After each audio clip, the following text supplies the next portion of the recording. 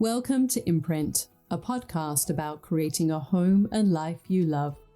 I'm Natalie Walton, an interior designer, stylist, and best-selling author focused on an holistic approach to homes. Each week, I'm sharing insights and interviews about the creative process to help you enhance both your interiors and well-being, as well as provide you with the tools and resources to make considered and sustainable choices with all that you create. Hello everyone, welcome to Imprint. I'm Natalie Walton and I'm very excited to welcome Jessica Hoskins to the podcast. She is a clinical nutritionist and herbalist based in the Northern Rivers in the area where I live, and she's a good friend. And I wanted to bring her on because recently I was asked a question when I said that, over the coming post-Cyclone Alfred, which we experienced in our region, and, a whole bunch of other things that have been going on around both in my own life and, around the world. I think everyone's been feeling it these past 6 months that, how do we regulate our nervous system? And many of you I know are busy working mums or are leading busy lives. And so I wanted to ask my friend Jessica, who, like I said, comes from a clinical background, is incredibly wise and, shares her knowledge based on science, and wanted to share the answer with you. So she shares some strategies, really simple, effective strategies that you can implement into your life. And I hope that you find this episode as valuable as what I did. So please enjoy my conversation with Jessica Hoskins. Hi, Jessica. I am so excited to have you on the podcast because recently I was thinking about my nervous system and how, I need to do some things to regulate my nervous system. And I thought I need to speak to Jessica. And then I thought, no, I need to get Jessica on the podcast to share this with other people, because I made a comment on Instagram to someone about regulating my nervous system. And someone said, how are you going to do that? And I thought, well, there are some things that I think I know what to do, but I thought, I really need to get the expert on. And, many people who listen to this podcast, they are, creatives, they're business owners, they're often working mums, and, there's a lot to juggle and there's a lot going on in the world. So I really wanted to pick your brain. But for those people who are maybe not familiar with you, can you please share a little bit about yourself in relation to how you got on the journey to be a clinical nutritionist and herbalist, and maybe even what is that? Because I think there are so many labels when it comes to health. And, even before we started, I was clarifying, how do you define yourself? Because I know you kind of got a lot of badges that you could talk about, and certificates and degrees and so on. But let's start at the beginning. Share a little bit about your journey to getting into this world and how you would describe yourself. Well, thank you for having me, firstly. It's so great to have an opportunity to talk about this, because it's something that I am really passionate about, especially when it comes to women and busy women. So like you said, I am a clinical nutritionist and herbalist, which basically means that I work with, in my practice, I work primarily with women and some children as well, but I work with people and we talk about anything from kind of the basic, health requirements that they might have, basic nutrition, all the way through to kind of looking at therapeutic and kind of complex cases as well. So through that, I will either work with, their nutrition. I can work with herbs. I also work with supplements. I work in all sorts of areas, lifestyle as well. I really believe that health is holistic, which, don't love using that word because sometimes it brings up imagery of other things, but, thinking about health as a whole, as in nutrition, lifestyle, sleep, nervous system, all of these things that are touching our, being and, either giving us vitality or not. So I'm a mum of three, as you already know, and I I'm a busy working mum, which I'm sure a lot of you listening are as well. And, my journey started a long time ago, living in London, burning the candle at both ends, being a young person working in the media industry, and working really hard and playing hard and not feeling great after a while of doing that. And I started looking for answers. I went to doctors, and I didn't really get a lot out of that. I really felt that their kind of knowledge in that particular area, maybe wasn't expanded as much as it could be. And I started reading. And reading led me down the path to nutrition. And, like a lot of people in my industry, I started playing with my own nutrition and my own kind of well-being, and discovered that there was this whole world of things that could actually have profound changes, but could actually be easily made as well.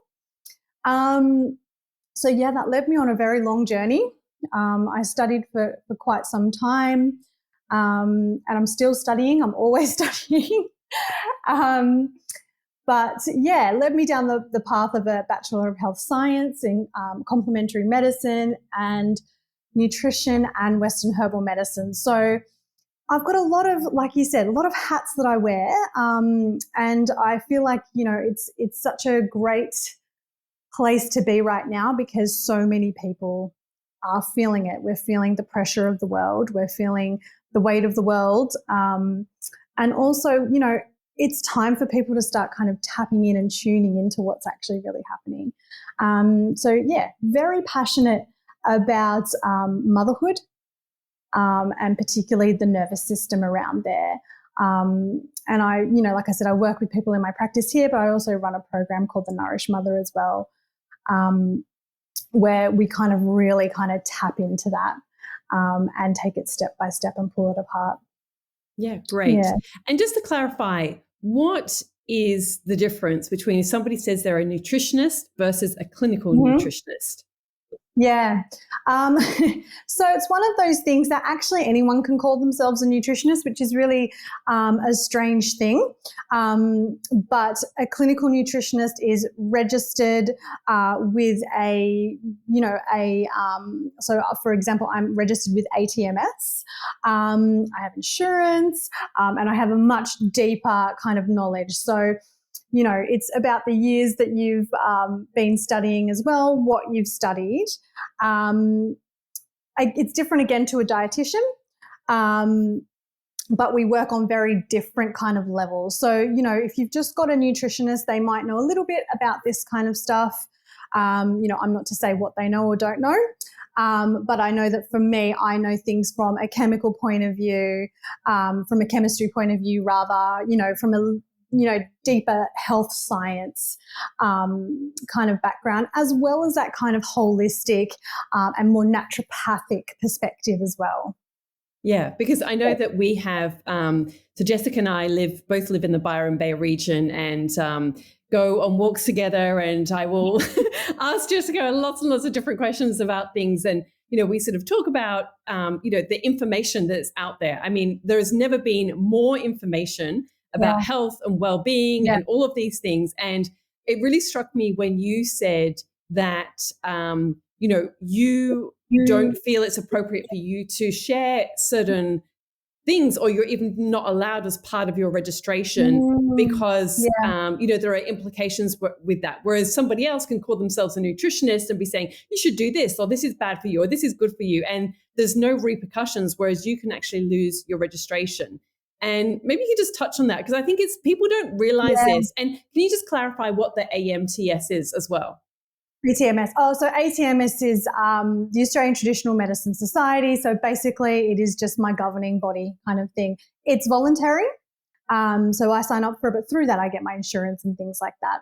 There's other practitioners in other modalities that will use that as well. But basically what it does is it holds a standard for our practice, from anything from, making sure that we've got, all the right insurance and credentials and first aid and all of that kind of stuff, to helping us with health funds so people can claim health funds, but also just, having a set of rules that we have to go by. And yes, the social media thing is something that is difficult as a clinical practitioner, because I see the other end of that. So I will see people that have seen certain things that have been shared by people that, let's just be honest, don't really have any qualification to do so. So it can be really tricky when I've got someone coming in with 45 different supplements that they're taking, and they're not even really sure why they're taking it.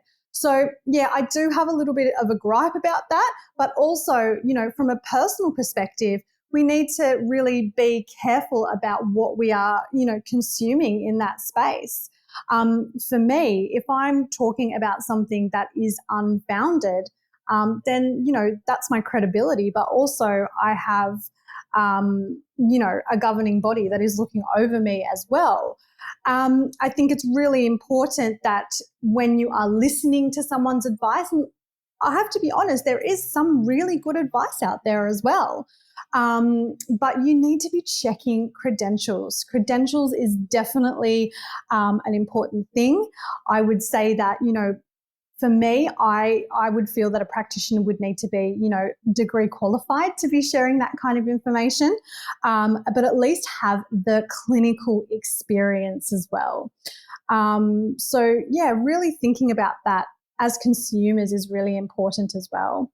And, I do say that, unfortunately, by the time a lot of people get to me, they've spent thousands of dollars on all these different kind of wellness tools and things that they've seen here and there.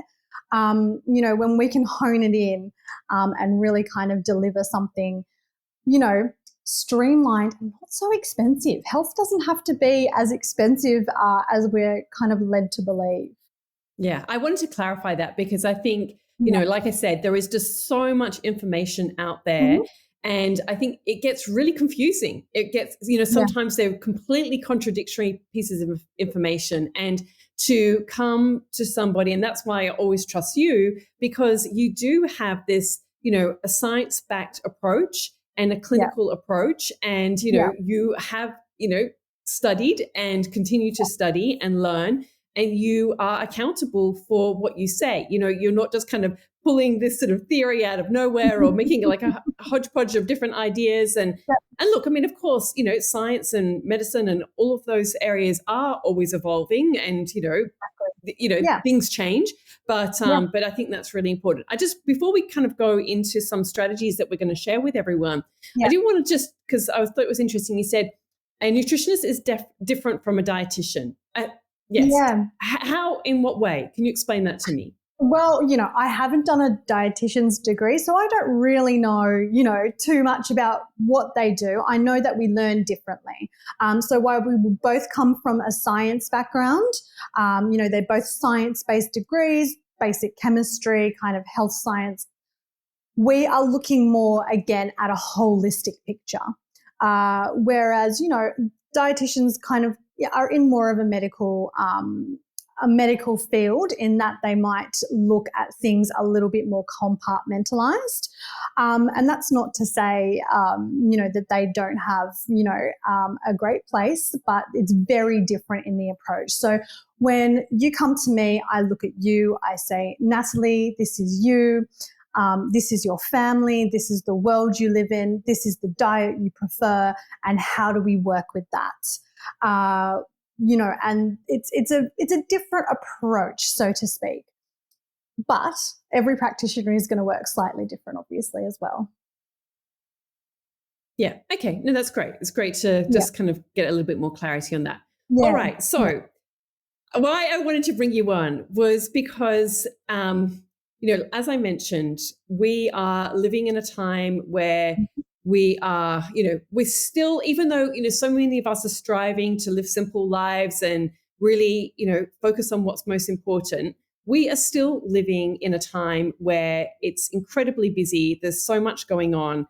And I know for me personally, and, within this particular time that we're recording, we've just had a cyclone come through our local area. We've had, a pandemic. I mean, somebody was talking to me, a friend was talking to me who's got a daughter in year 12, which is the last year of high school within Australia. And she said that group who from for their high school journey has had bushfires, 2 floods, a pandemic, and a cyclone, and from what I can tell, most of this has happened in March. So March, as we're recording it, is the end of March, and I'm really Yep. feeling it. Mm-hmm. And so, I know that for me, with my children, and I know a lot of people who are listening, we go through different seasons with our children. We can have the season where our children are very young, and we can just be that exhausted kind of phase. Mm-hmm. My season with my family and my children is that I actually feel that they need me more than they ever have. I feel like, I've got a son who is in year 11 doing his HSC, so there's a lot that comes with that. I've got a daughter who is in year 8 who's doing what's called a Tobias project, which is a huge project at the school. A daughter who's obsessed with soccer, and, we're driving an hour and a half each way to take her to soccer games, training a couple of times a week, and an 8-year-old son. So that's just a little bit of my context. And I'm not making this specific about me, but just to highlight, I guess, that, we go through different seasons in our lives with our families. I know of lots of people who, for instance, take my programs who've got parents who are really sick. They talk about this as, I think they say it's like the sandwich years or something. It's like you're at a time in your life where you've got the needs of your children, and then you've got aging parents who are facing health issues. And, obviously some of them, pass on and so on. So it's a really intense time in our life. There's been, obviously, economic pressures that a lot of people are feeling. So with all that said, what are some of the big kind of effective ways, strategies for busy working mums to regulate their nervous systems? Yeah. So I'm going to start on a totally different level here, and I'm going to say just even acknowledging everything that you've just said is a huge weight off the shoulders. And I think, well, I know from working with women is that we have this tendency to think, but I'm actually all right. Like, I'm not the one who's actually, having the hardship. We tend to have a lot of that. And I think just by acknowledging and saying, you know what's happening right now, this is big. It could be, I've got, 3 kids under 5 right now. I've just come off the back of, breastfeeding and birthing, and my body is depleted and I'm exhausted, and that's okay. That's okay. It's okay that I feel a bit wired and tired. It's okay that I feel a bit snappy. And it could be, I'm running around burying teenagers everywhere and I don't have any time for myself anymore, and, big kids, bigger problems. But just knowing and accepting that this is actually hard. It's actually hard. All of it's hard. And there's moments that are definitely harder than others. And I think just by saying that, taking a deep breath and going, okay, we can do hard things, but I can actually get help too. And I think support is really, really important, at any stage really, and wherever you can get that support, whether it be through a practitioner or through a friend or, through parents or a partner, whatever, we need to acknowledge that we need that support. From a more practical side of things, there's quite a few things that I really recommend. And I want to talk about things that are most accessible today, because I can talk to you about herbs and I can talk to you about supplements and things like that, but they're not right in front of you right now. And I think, we want to get that, low-hanging fruit, so to speak, to make ourselves easier. So what we do know, there is very good science to basically tell us, it's very good science, evidence to show us that breath work, that exercising something called the vagus nerve. And the vagus nerve is basically this nerve that connects the gut and the brain. And if we can exercise that vagus nerve, we can actually reduce cortisol. Now, cortisol is the hormone that we basically pump when we're stressed. But that exercising it can actually immediately reduce those cortisol levels. So cortisol puts us into that fight or flight mode. It's the thing that can make us feel that, that immediate tense feeling. But it is also something that I see a lot of women having these cortisol levels that not necessarily sharp, but they're kind of constant. And that's when I start to say, okay, we need to do something about that. This can lead to, adrenal insufficiency. It can lead to that feeling of exhaustion, nervous tension, and all sorts of things, really. So all we have to do to exercise that vagus nerve is breathe. It's one of the easiest things that we can actually do, but yet a lot of us aren't doing it. And I think if you actually, and I want to the listeners today as well, I want to say during the day today, just think about the times. We'll try and pause every now and then and think about your breathing, and we'll actually find, and a lot of women do this, is that we're actually holding our breath up here. So we really just need to stop, and it's the easiest thing to do. 1 minute of breathing, not even 1 minute, 30 seconds if you want to, and just deep breaths can bring that cortisol down immediately. I know it sounds woo-woo, but it is absolutely scientifically backed. So one of the easiest things you can do.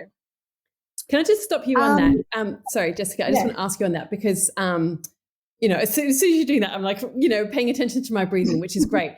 And I think that what happens to me, and I'm sure I can't be alone in this, is because I've heard people talk about breath work.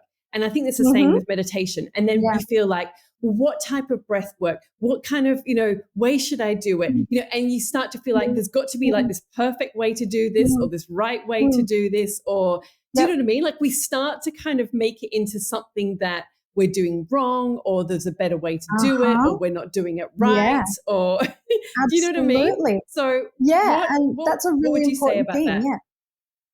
So yes, that's a great point, because one of my bugbears is that, we are all busy and we are busy women, and now we need to add self-care onto our plate.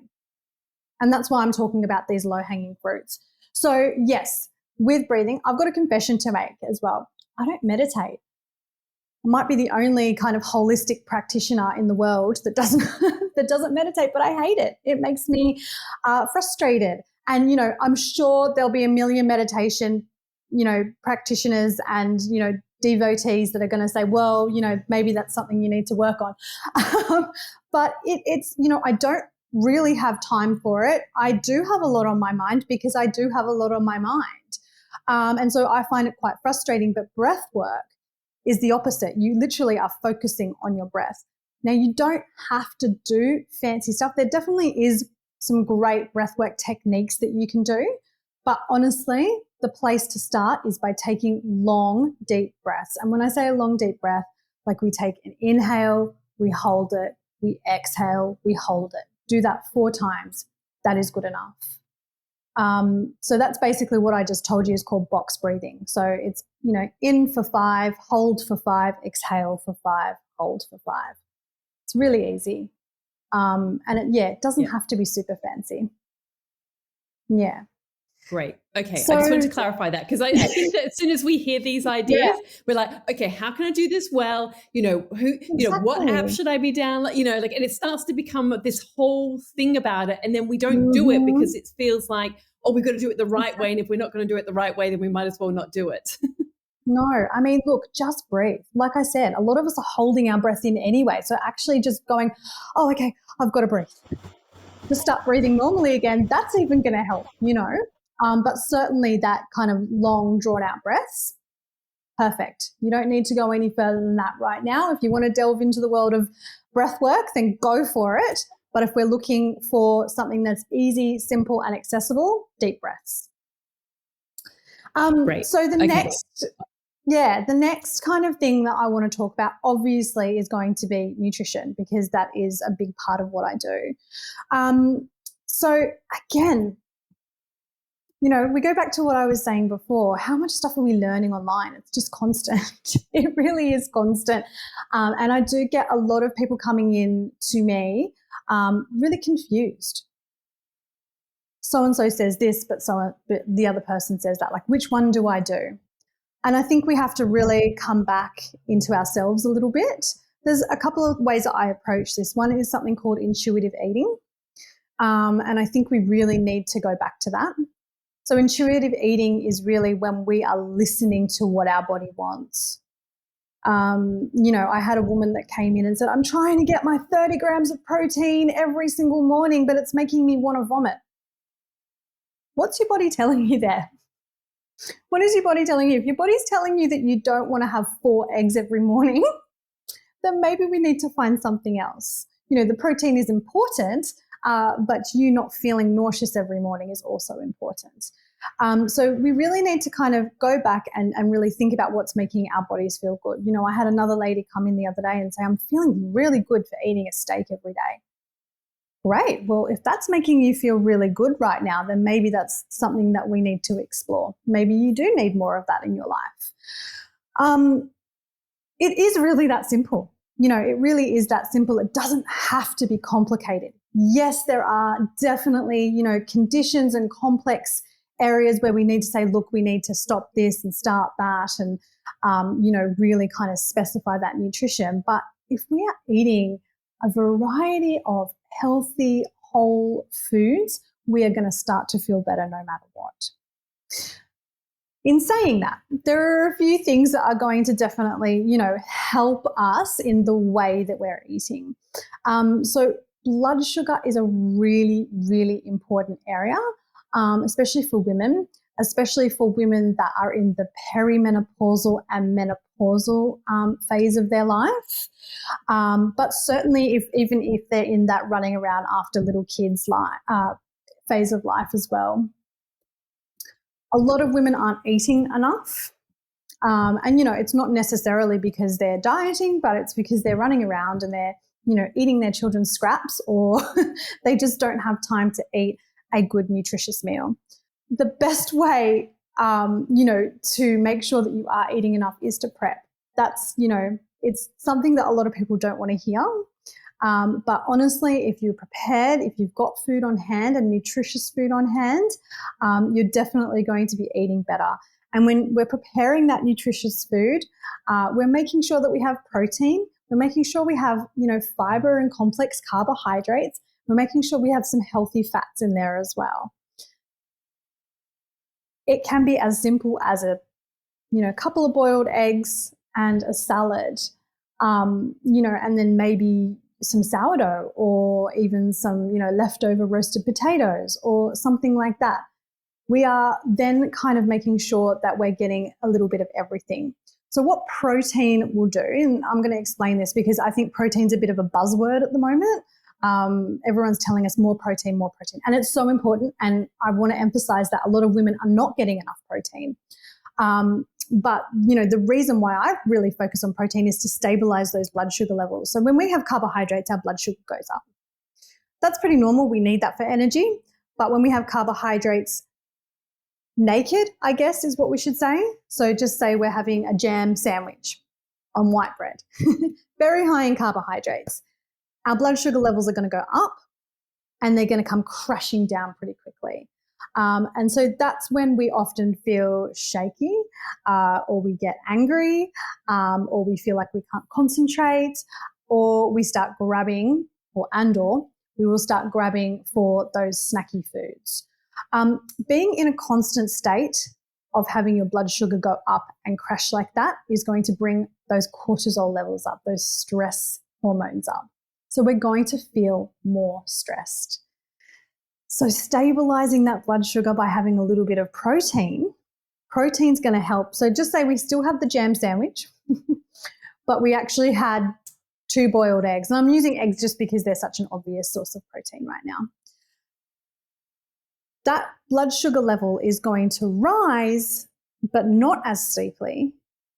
And it's going to kind of stay up here rather than going up and coming crashing down straight away. So we're not going to get that sharp drop as bad as we could. Now, the jam sandwich probably isn't your best choice, but it's actually been, that blood sugar has actually not spiked as much because we've had the protein and a little bit of fat beforehand. And I remember we had a conversation once about protein because, like you say, it's such a buzzword. And Yep. and I know, I hope I don't butcher this, but we were talking because I was sort of saying about on a vegetarian diet, for instance, like what are Yep. some ways to get more protein? And you were explaining to me that it's not necessarily just about, adding certain things to your diet, that the way that the chemical works, there's got to be two components or two Mm-hmm. things that you eat Mm-hmm. together. I don't know. Do you know what I'm referring to? Yeah. Yeah, I do. So proteins are made up of Sorry. amino acids. Yeah. No, that's fine. Proteins are made up of amino acids. So if you've got a non-vegetarian source like a meat or eggs and things like that, they have got all of the amino acids in there, which makes them a complete protein. When we're looking at vegetarian sources, most of them have some of the amino acids. So they're not a complete protein, but they are a source of some protein. So when we combine certain foods like black beans and rice, we have enough amino acids in there to make a complete protein. So combining different kind of vegetarian proteins can be really helpful if you are vegetarian. I have to say it can be quite difficult as a vegetarian to get enough protein, and it is something that you probably do have to focus on a little bit more to be able to get it, especially if you don't eat eggs or, have dairy or anything like that. But protein actually exists in a lot more things than we like to realize as well. So even pasta has a protein component to it. But certainly, yes, combining certain grains and legumes can actually help with a complete protein. Yeah. Yeah, because I think I was asking you because I don't love eating meat. I mean, I will eat it Yeah. Yeah. in certain circumstances, and it's for me. And I often tend to veer towards having low iron levels, which I think many women do, and Mm-hmm. and so it's this thing of like getting. And I don't know that's a different thing. I'm kind of mixing up a little bit protein and iron there, but yeah, it's like getting those right food sources. And like when you're Yeah. busy and you're trying to do all the things, it can feel a challenge. Yeah. So maybe touch on iron, because obviously there is a difference between protein and iron. And for women Yeah. who do struggle with Yeah. iron, what are some of the ways or really efficient ways to Mhm. get iron as well? Yeah. Well, the most efficient way from a dietary perspective is to eat meat. Absolutely. So there's two types of iron. There's heme iron and non-heme iron. So heme is coming from your meat and non-heme is coming from your vegetarian sources. And heme iron is going to be absorbed very quickly. And the non-heme iron is a little trickier. If your iron is low, and you are doing the things like you are having meat, or if you are taking a supplement, or eating iron-rich foods and you're still quite low, then I would be looking at why you're not absorbing your iron, because that is something that a lot of people don't realize, is that inflammation and other kind of components, stress-related components as well, can actually inhibit our absorption of iron too. So that's always something to consider, because I do get clients that are coming in and they've been on supplements for years and they've never been able to raise their iron, and then we need to start looking at why that is, what's going on there. And that can be anything from kind of like gut issues as well. But I guess, from a vegetarian perspective, it can be tricky to get iron. You have to eat a lot of spinach to get enough iron. So I will usually put my clients that are sitting on the low side, if they're vegetarian, on a supplement. And sometimes that can be a herbal supplement as well. So, even beautiful kind of, restorative teas and things like that can be really helpful for bringing the iron up. Nettle tea is actually really beautiful for that as well. But yeah, often we end up on a supplement for a little while at least, or we have to look into why that's not being absorbed. If you're eating a lot of meat and your iron is low, definitely get that looked into. And yeah, it's a fine line. It's a tricky line. I think there are people that do have the tendency to be low in iron. And then there are other people that can, have a completely vegan diet and be low in iron in their life. So, it's definitely something to look at with a practitioner if you're feeling like you're low. It can absolutely affect your energy levels. So symptoms of, having low iron as well can be feeling breathless.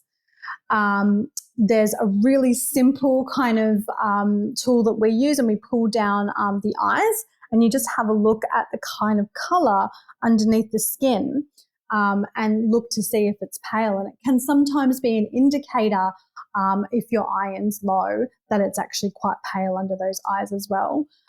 Dizziness when you get up, and a general feeling of fatigue. Yeah. Yeah. All fun things.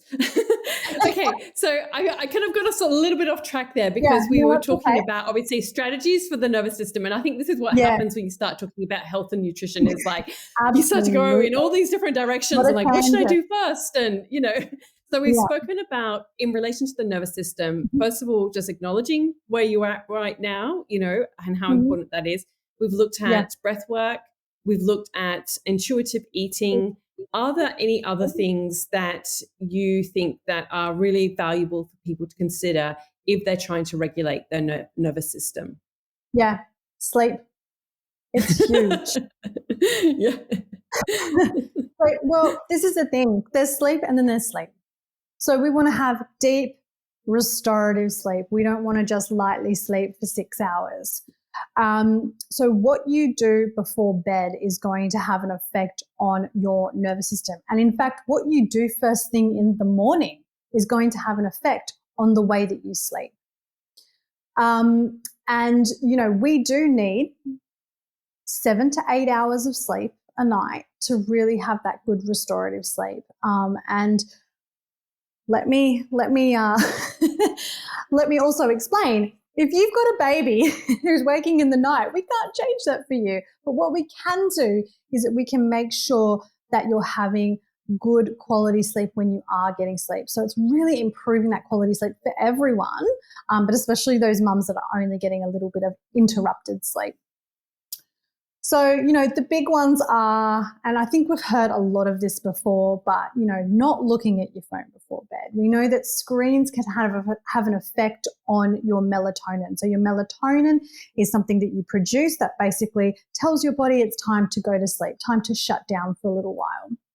When we are unfortunately looking at these very close to our eyes screens, it is reflecting light into our eyes, which is sending a signal to our brain that it is daytime, and we don't produce enough melatonin.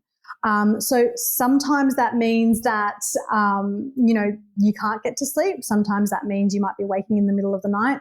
Sometimes that might, just look like waking up really unrefreshed as well. So it can really prevent us from going into that kind of deep sleep. I really recommend doing things like dimming the lights an hour before you go to bed, really kind of setting up this kind of nice, calm bedtime routine, just as you would do for your kids. And I say this to a lot of my mums. I'm like, what are you doing for your kids? Is it are you trying to create a nice, calm atmosphere so they can drift off nicely? We need to be doing that for ourselves as well. Easier said than done, especially when we're in those habits. But even just having that consciousness might be a nice little challenge for everyone that is listening today as well, is to, go back and maybe look at how you do go to bed and see if you can tweak a few things to kind of make that a little bit more calm and holistic and preparing yourself for that sleep.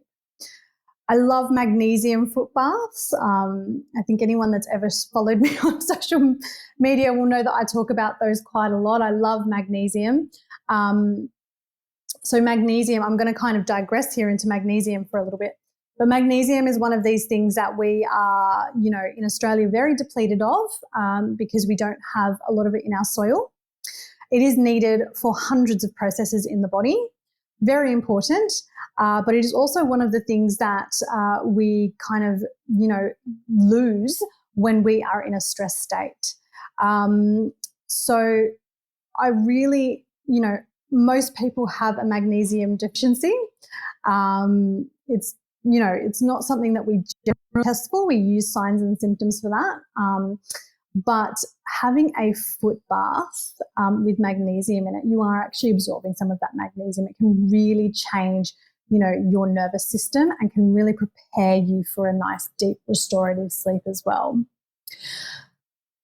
And also just even things like herbal teas. Like I love just those very gentle herbs like chamomile. I think, Natalie, I made you a nice calming tea a while back. I love lavender, I love chamomile, and all of those things that are really accessible that can really help to kind of bring that nervous system down.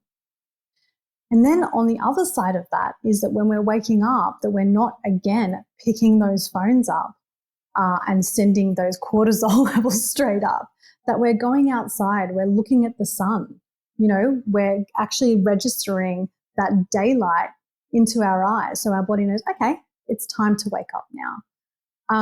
They're really simple changes that can actually have really profound effects.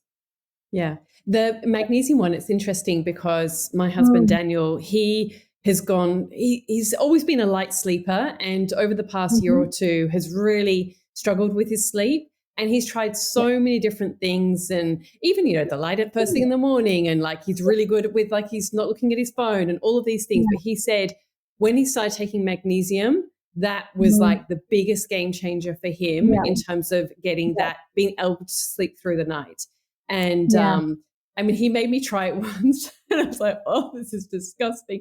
So just on that, what is then the different, like, obviously I'm presuming if you're drinking it, like he mixes it with water. I can't remember how much he has, but he's got like a powder, mixes with water and he drinks it. I mean, it's pretty gross. Like, that's a very Australian word, but it's not very, it's not very nice taste.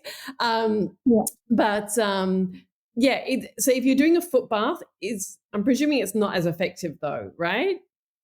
I mean, look, we actually absorb quite a bit of magnesium through our feet. Yeah. I don't know the data. I don't even know that there is data on what you would absorb via the feet. But it does actually, from an anecdotal perspective, make a difference. And the reason why I suggest that before I suggest taking a magnesium supplement is because a lot of people are taking supplements and don't realize there's probably some magnesium in there somewhere. And B, it's just actually makes you sit down. It makes you sit down and actively rest. And I love the idea of just grounding straight away. But yes, I would say that, if I've got someone coming into the clinic that is, giving me signs and symptoms that they need that magnesium, we would definitely prefer an oral, a powder first.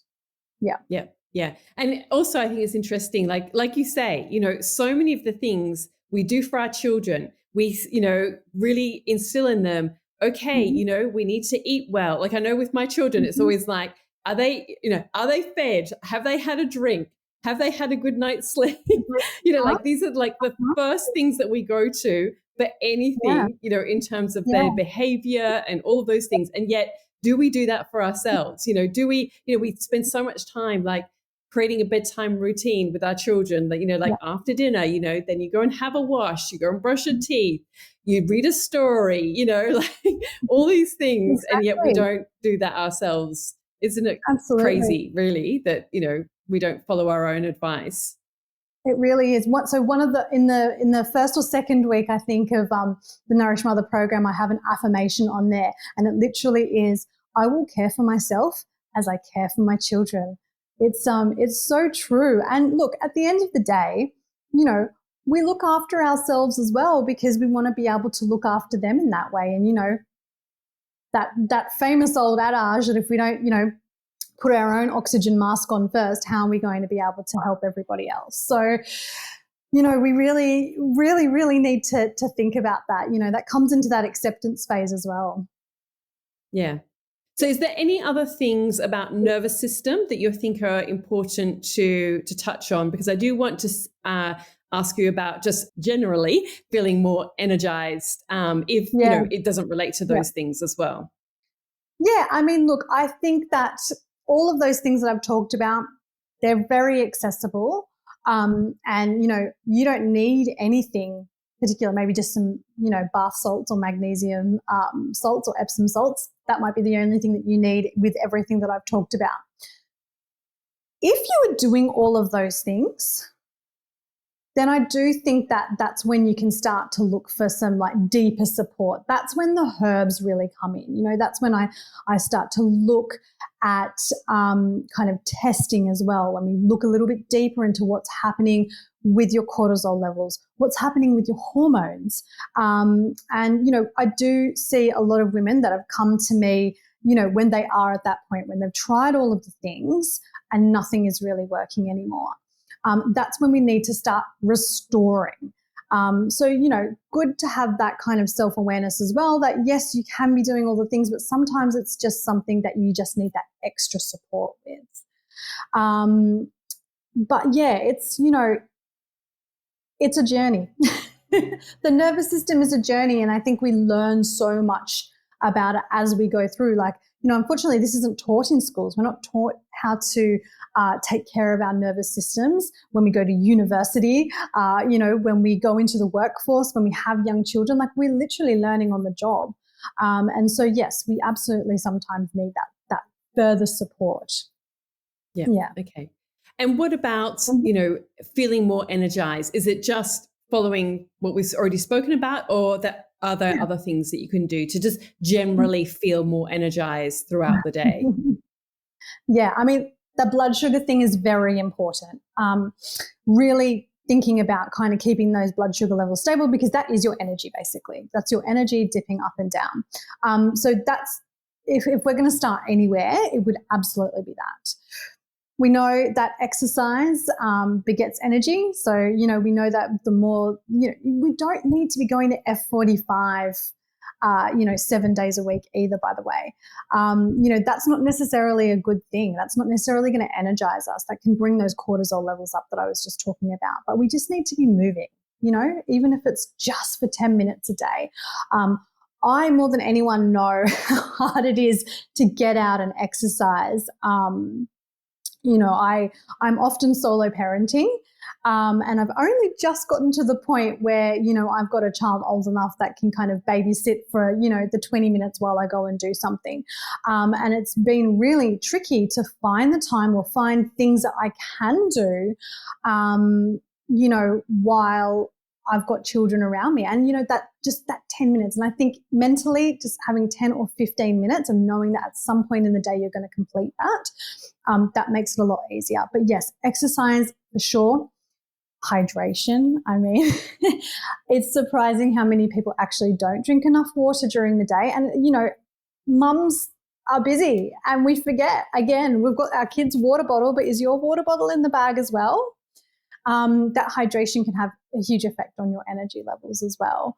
And really, yes, the other things that we were talking about, taking care of your nervous system and, making sure that you're sleeping and having a restorative sleep are absolutely going to help with those energy levels as well. Yeah. I find that, where we live is incredibly humid during the kind of end of summer or even just summer. I find I drink lots of water over the summer period, and I've already noticed, it's kind of getting a little bit cooler. And I'm like, oh gosh, have I had much water today? Whereas normally I would drink so much. And so for me, the challenge is always, in those kind of cooler months where you don't maybe need it because you're not sweating so much, it doesn't feel as hot to kind of still get that hydration then.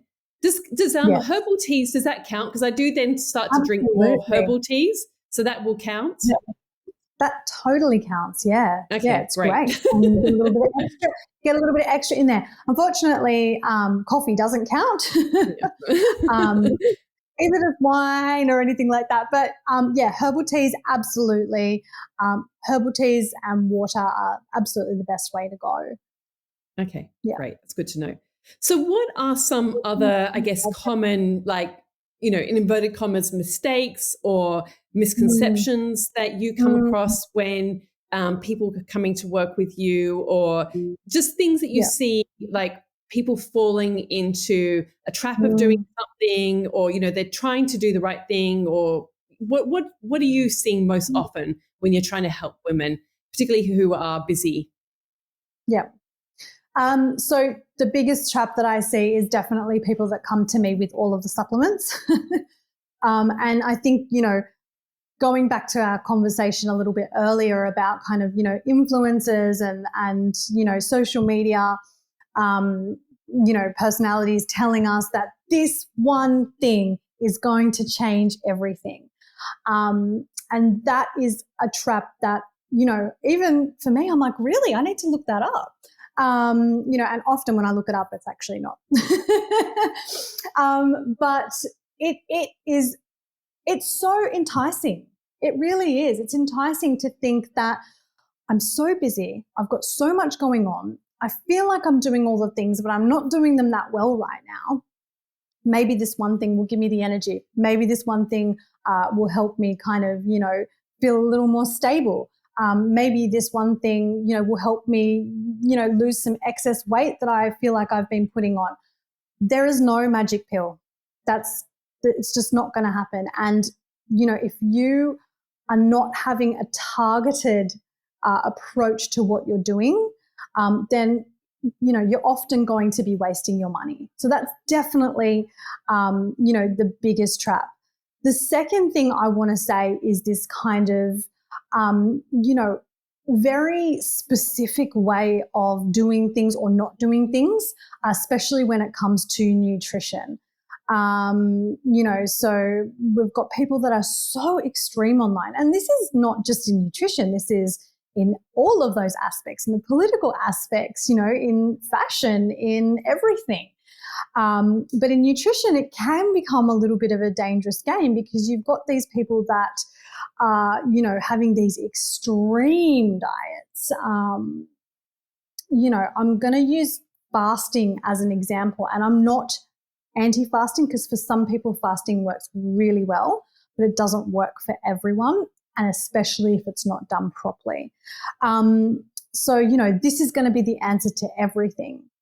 And then they try it and, they find that their symptoms might worsen, or they feel really good for a little while and then they come crashing down. So, really take it with a grain of salt. That's really interesting. I'd like to learn more about that. And then maybe find someone that's got some credibility and ask them or see if they've got some information to share. It's a wild west out there when it comes to that kind of health information. Yeah, but keep it simple. Just keep it simple. Keep it simple. Whole, fresh foods. Go back to basics. Just become really body aware, and that is the place to start. Not with the magic pill. Yeah, it's actually funny because literally this morning, Daniel and I were talking about intermittent fasting because anyway, it's a long story, but he was listening to a guy, I think he's called Dr. Justin Chung. I think he's kind of one of the first people, and I think he's quite a respected doctor. Anyway, he was sort of, Daniel was listening to an interview with him, and I was saying, this thing about, I remember when I was kind of like that late teens, early 20s, and everyone's like, don't don't fast, like it speeds up your metabolism or whatever, like there was all this kind of thing. And then there was all this advice then, and that was like the era of like low fat, and of course then all these people then put in so much sugar into everything. And I saw the ramifications of that with my dad. And I just, like you said, I really do think so much of it is actually listening to your own body. Because I know for me, even if there is science to back up that, there are benefits with, say, diabetes or whatever to some of this fasting or whatever, I just know for me, I feel sick if I don't eat in the morning. Like my blood sugar levels can have a tendency to kind of go up and down. And, I do crave sweet things, and I have to really sort of work with my body to sort of like neutralize it more. But my own situation, obviously everyone's different, but I just find that I'm so much better if I am just more stable across the day rather than like kind of, if I was to skip a meal, I would just be the worst person to be near. I just, Yeah. I would Yeah. just be so irritable. I wouldn't be able to concentrate. It's just, I just know that is not for me. So yeah, like you Yeah, say, absolutely. listening to your own body, I think, is really important as well. And if I've got all the other things correct, I mean, if Yeah. I'm not doing something that, some people say has benefits, then, well, maybe that's okay as well. Yeah, exactly. And, I guess a good way to think of it is if you haven't got that foundation right, then fasting's not going to help anything, is it? If that foundation, it's great that you're fasting, but then what are you eating in that outside window as well? And then to add on to that as well is that I don't ever recommend fasting for women that are experiencing acute stress or are in that kind of, adrenal kind of resistance phase as well. So yeah, it's tricky, but yes, listen to your body. Absolutely. Yeah.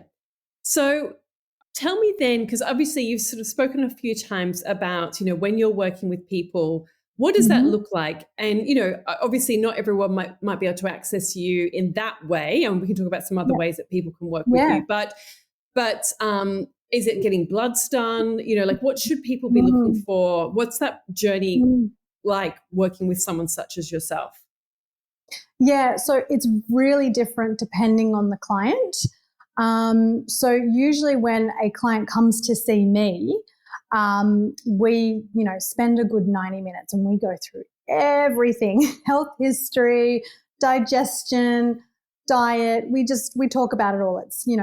It's a long process, but it's a really good way of being able to see who that person is and, what their past is as well, because that can be really important in how you react to certain things. And then from that, I will usually kind of say, okay, well, that's telling me that. Let's go and test this. Testing isn't always necessary. Again, it's going back to that kind of, but what is your body actually telling you? And, I mentioned it with magnesium before. That's not something I test for, but I listen to that person about those signs and symptoms. Are their muscles sore? Are they, they're having trouble sleeping? Are they feeling that kind of, anxiousness? That tells me that they probably need some magnesium. Um, you know, if you are, wanting to test things, then you can definitely talk to your practitioner, whether it be your GP or, a naturopath, nutritionist, and, talk to them about what you're feeling, and hopefully they can send you for the right tests. But yeah, I would just really start with kind of what is my body telling me right now. Yeah, Yeah. great. And what then, so what does that look like, I guess, for some people who might be listening and wanting to, either if they're more local and they can work with you in Oh, that yeah. capacity, or other ways that they can work with you? Because I know that you do work with people all around the world, and we have many I listeners who are all do. around the world who listen to this I podcast. work with people all around the world. So I do. I actually have quite a lot of clients, in Europe as well, via Zoom, which is really great and fun. But I also have my own clinic, as you can see, here in Brunswick Heads, in New South Wales. And I do see people face to face in this clinic, which is really beautiful. But yeah, if you are overseas, we definitely can work together as well, and we can get things sent to you as well, which is really great. I also have an online program called the Nourish Mother, which will be starting again soon, and that's basically like a guided 8 weeks where we take you through step by step, and we talk about a lot of the things that I've just talked about more in depth. We teach you how to kind of look for signs and symptoms, and ask for the right tests and things like that. And then we talk about how we can nourish, then replenish so that you can thrive. And then I've also just started a Substack, which is really fun. And I'm sharing some recipes and bits and pieces and a little bit more related to kind of family health and things like that as well. But yeah, definitely my favorite thing to do is to work one-on-one and really kind of get a personalized approach for my clients' nutrition and health in general. Okay, amazing. Now, before we wrap up, I've got some questions that I always ask everyone on the podcast. Yeah. Is there anything else that you wanted to share that we haven't yet covered and you feel like, you can't leave without sharing this particular thing, or, we kind of skipped over it? Anything else? I think we've covered a lot. I think, I just want to hone in. Just keep it simple. Keep it simple. We don't need to overcomplicate things, especially when it comes to nutrition and health. It doesn't have to be that complex. Yeah, amazing. All right, let's get into it. Let's get into the final questions. Mm-hmm. Which 5 words best describe you? Oh my goodness. Tenacious is definitely one word. Loving, loyal, busy. Final word. I think I would say mother. What's one of the best lessons that you've learned on your journey? Oh, I think one of the best lessons I have learned is to surrender. There are times, especially in motherhood, where we just have to surrender. It's not going to look like the way we want it to do. The house is not going to be as clean as we would like it to be, and we just have to surrender. Yeah. What's one of your proudest achievements? I mean, my kids, definitely.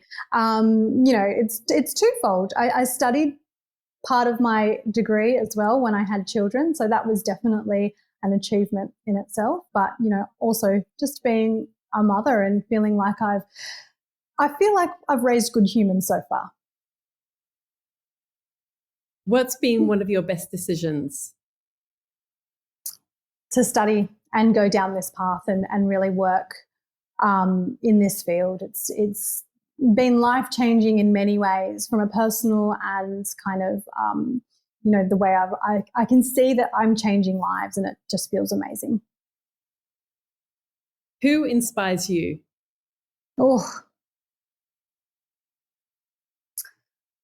I am definitely inspired by my clients. I think I see day to day the struggle that women have to go through to navigate the health system, to navigate a system that is set up, unfortunately, is not set up for mothers, for working mothers.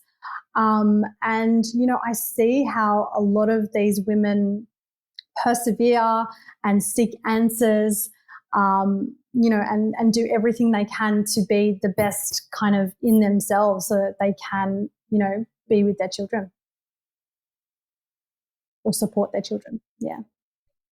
What are you passionate about? Talking about all the things I talked about today, sharing that information, sharing real, knowledgeable, attainable, achievable, and results-driven information with people. What dream do you still want to fulfill? Ooh, I love this. I still have so much travel left in me. I think that's huge. More world travel, definitely. What are you reading? I mean, I know that you're a very busy woman, so it might be an audio book, or I don't know. Are you reading anything? Maybe it's something for your studies. What are you reading right now? Yeah. There's Lots of textbooks. Unfortunately, I'm reading a lot of scientific literature at the moment. Lots of stuff on gut health, actually. But I have actually just purchased a book, which I'm going to start this weekend, which is The Women Who Run with Wolves, which I haven't read yet. So yeah, hopefully I'll have some time and finish it sometime in the next 12 months. What are you listening to? Do you listen to podcasts? If so, what are some of the ones that you really enjoy listening to? Oh gosh, so I do listen to podcasts, but I'm going to be really honest with you. I actually, I go through phases where I'm listening to information, but because I'm in study mode at the moment, I will often listen to kind of more chat-driven podcasts. But I love just listening to music, really. Music is what kind of soothes my soul. Sometimes I just don't want to listen to people talking. And finally, what piece of advice would you give to your younger self? You'll be able to do it all, but you won't be able to do it all at once.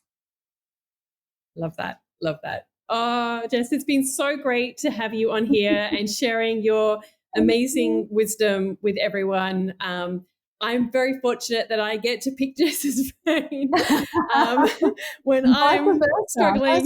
But but yeah, it's I think this is such an important topic. I think that to also have, somebody who is coming from, an evidence-based, science-based background. Yeah. And, this is not just, somebody kind of coming up with their own kind of little random ideas, which haven't been tested on multiple people. I mean, you've been working, how long have you been working at, as, a nutritionist or, within this field that you would say? How many years? 13 years. 13 years. So, that in itself, the number of clients that you've seen and, nothing kind of replaces that real world experience as well. Yeah. And, I think that that's really important as well when you're listening to people who are, giving out advice out there, like, really understanding where they're coming from. And I, wholly trust you and what you share. And, it's really like, it's so based on sound principles and fundamentals, like first principles in many ways. And yet sometimes we can get so seduced by all these, like you say, the magic pills and the magic, formulas and, this app and that app and all of those things. So I think hopefully this has been a really grounding experience for anyone who's been listening to really come back to yourself, your body, and listening to what is good and right for you. So thank you so much, Jess, for sharing your wisdom with the listeners today. It's been such a pleasure and a treat to have you on the podcast. Thank you. My pleasure. All of the links and info for this episode are at nataliewalton.com/podcast. Don't forget to subscribe so that you can get a direct download of the latest episode. And I really appreciate when you take a minute to rate and review, as well as share the love with someone you know who might benefit from this episode, or on social media. If you'd like to access a range of free resources, come visit my website, nataliewalton.com. Thank you to Jaeger Media for producing this podcast. And I would also like to acknowledge the people of the Bundjalung Nation where it was recorded, and pay my respects to elders past, present, and emerging. I look forward to connecting again soon. I'm Natalie Walton, and you've been listening to Imprint.